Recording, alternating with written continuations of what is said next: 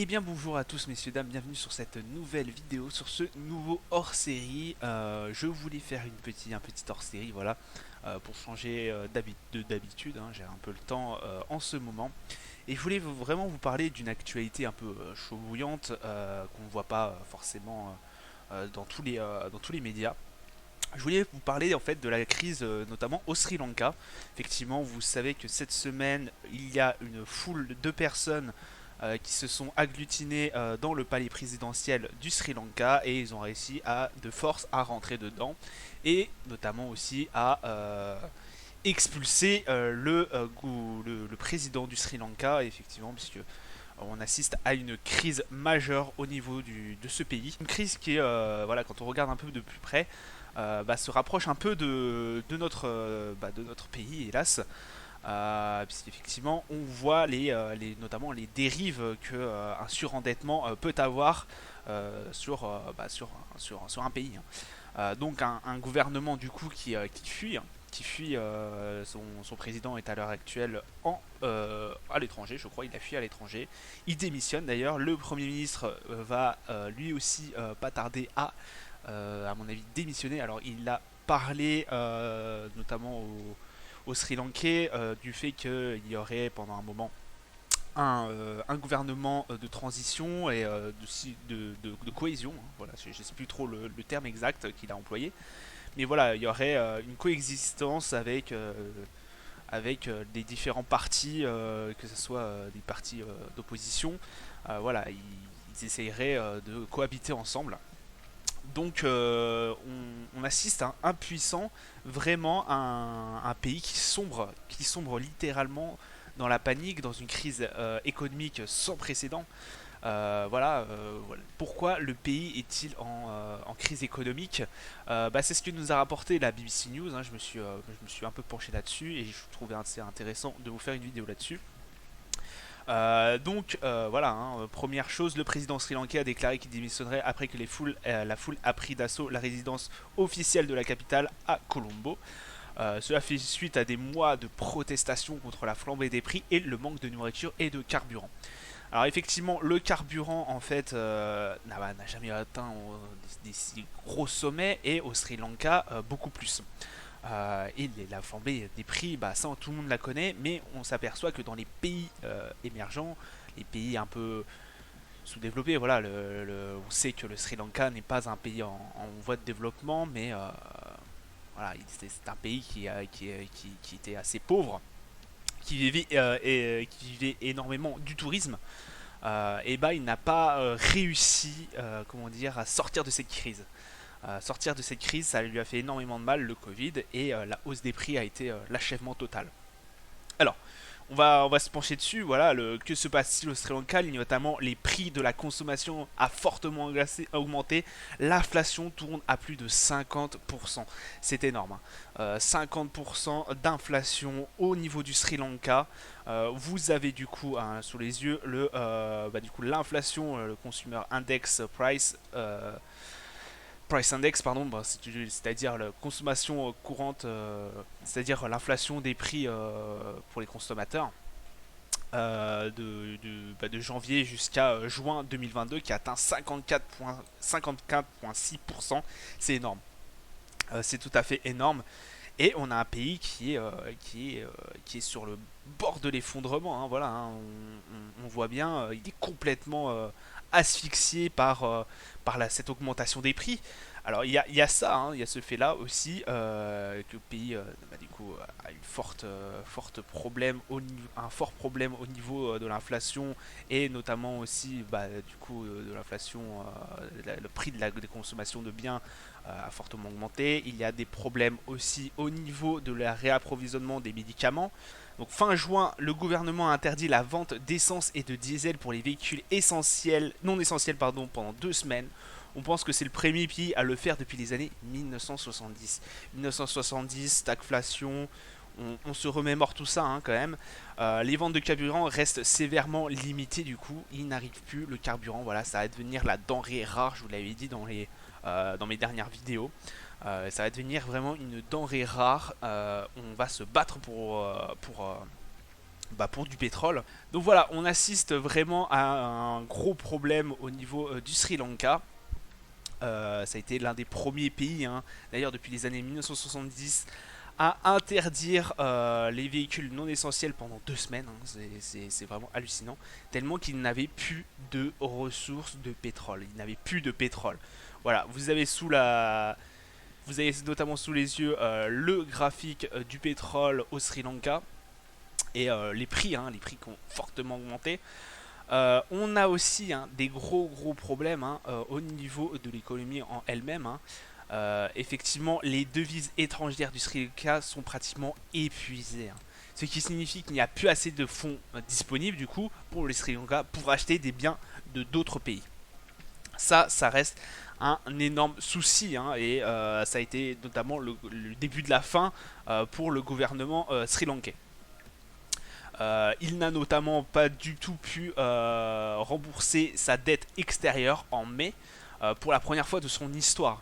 Le gouvernement du coup lui accuse que c'est le Covid, c'est les années 2000, les années Covid qui l'ont trucidé. Cependant il n'y a pas que ça. Hein. Cependant de nombreux experts disent que la mauvaise gestion économique est à blâmer, notamment que le Sri Lanka a choisi de concentrer davantage sur les fournitures de biens au marché intérieur au lieu d'essayer de percer les marchés extérieurs étrangers. Du coup, ainsi des exportations vers les autres pays sont restées bien faibles. Tandis que la facture des importations, lui, a continué de croître. Pardon. Vous voyez bien que là, la balance commerciale, elle est bien déficitaire. Et c'est ce qui commence à arriver effectivement en Europe. On a l'Allemagne qui, de base, avait une balance commerciale bien bénéficiaire, et là qui commence à réduire comme neige qui fond au soleil. Voilà, ça commence à devenir très compliqué, notamment à cause des valeurs énergie, pardon, à cause de l'énergie, et puis la forte augmentation, voilà, de l'énergie depuis la guerre en Ukraine et autres. Du coup, pour faire face à cette grosse pénurie de devises étrangères, le Sri Lanka a cumulé d'énormes dettes auprès de pays comme la Chine pour financer ce qui les critiques ont qualifié de projet d'infrastructure inutile. Sri Lanka s'est aussi endetté face à la Chine, mais avec des taux bien plus importants. Je crois qu'on parle de taux à 4% et quelques pour la Chine. Donc voilà, ils ont en plus une dette envers la Chine, hein, qui représente je ne sais plus combien de milliards, je me demande si c'est pas 3 ou 4, ce qui est énorme pour être pour un pays comme le Sri Lanka. Donc voilà, il a été vivement critiqué. Il y a aussi le fait que le gouvernement a financé certaines infrastructures qui n'ont clairement pas besoin. Je pense notamment à certaines infrastructures près de là où il y avait le lieu de la résidence du président et de toute sa famille. Voilà, ils ont financé un aéroport et aussi une salle de conférence qui n'a jamais servi, et l'aéroport qui ne sert que très peu. Voilà, donc ça pose des problèmes au niveau de la population qui ne comprennent pas du tout ces dépenses. Voilà pourquoi il y a eu subitement une émeute qui s'est faite au niveau du Sri Lanka, et du coup qu'ils ont pris le palais présidentiel et notamment fait comprendre leur mécontentement à la terre entière. Bon, lorsque les pénuries de devises étrangères au Sri Lanka sont devenues un grave problème, donc c'est-à-dire vers début 2021, le gouvernement avait tenté de limiter en interdisant les importations d'engrais chimiques, mais ce qui a été une grave erreur par la suite, parce qu'effectivement ils ont dit aux agriculteurs plutôt utiliser des engrais organiques d'origine locale, mais cela a conduit du coup à une mauvaise récolte généralisée, et le Sri Lanka a bien évidemment été obligé de compléter ses stocks alimentaires grâce à l'importation à l'étranger, ce qui a aggravé sa pénurie de devises étrangères, hein, bien évidemment. Alors, qu'est-ce qu'ils vont tenter de faire maintenant pour justement que cette crise au Sri Lanka ne s'amplifie pas et ne touche d'autres pays?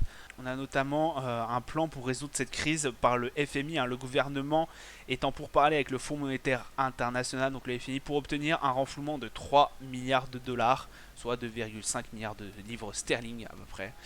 Du coup, qui est le FMI qui travaille avec ses 190 membres pour stabiliser l'économie mondiale, a déclaré que le gouvernement devait augmenter les taux d'intérêt et les impôts comme condition de tout prêt. Puisqu'effectivement, à l'heure actuelle, le gouvernement avait baissé les impôts et les taux d'intérêt sont extrêmement élevés maintenant, hein, et notamment auprès de la Chine. Rendez-vous compte, c'était en 2020 et quelques. De tête, voilà, je crois que c'était entre 3 et 4% au niveau de la Chine, ce qui est extrêmement élevé, hein, et nous, par rapport à cette même époque, on était à 0% auprès de la BCE. C'est juste pour vous dire un peu le décalage qu'il y avait. Alors, ils ne se sont pas que empruntés auprès de la Chine, je crois qu'aussi l'Inde fait partie de l'un de ses prêteurs. Le gouvernement sri-lankais a aussi demandé à ce que la compagnie sri-lankaise Airline, je ne sais plus comment elle s'appelle, euh, devrait être privatisée, et que le pays demande aussi à la Russie évidemment, et au Qatar, ou au Qatar d'ailleurs, de lui fournir du pétrole à bas prix pour commencer à aider à réduire le coût de l'essence qui par effet de boule de neige du coup permettrait un peu de respirer, hein. On table à peu près sur un gouvernement du Sri Lanka qui a accumulé 51 milliards de dollars de dette extérieure, c'est énorme. L'Inde a engagé 1,9 milliard de dollars et pourrait prêter 1,5 milliard de supplémentaires. Et la Banque mondiale, elle, accepterait de prêter 600 millions de dollars au Sri Lanka. Donc voilà, ça commence à devenir très compliqué. On assiste, hein, voilà, à un renversement au niveau mondial. Alors après, là, c'est juste le Sri Lanka, hein. C'est pas non plus c'est pas non plus l'Allemagne, la France, les États-Unis ou la Russie. Non, non, on est à moindre échelle, mais voilà, on assiste, comme vous pouvez le voir, un peu à des émeutes de la faim. Il y a certains pays qui vont énormément souffrir de la crise qu'on est en train de vivre à l'heure actuelle. Et c'est horrible, c'est vraiment horrible, hein, parce que là, les citoyens, les Sri Lankais, se sont révoltés contre leur gouvernement parce qu'ils n'avaient plus rien à manger, parce qu'ils ne pouvaient plus faire face à leurs dettes, à leurs dépenses, hein, leurs dépenses qui est à 120% du PIB. 120% du PIB, messieurs, dames, c'est l'équivalent de la France à l'heure actuelle. Alors nous, on n'a pas cette inflation à 54%, mais voilà, on a un taux d'endettement qui est bien plus fort que le Sri Lanka. Donc oui, émeute de la faim au Sri Lanka, l'un des premiers pays où on va assister effectivement aux émeutes, hein. Et je pense que plusieurs d'entre eux vont suivre par la suite. Voilà, c'était tout pour cette revue de news, ce hors-série.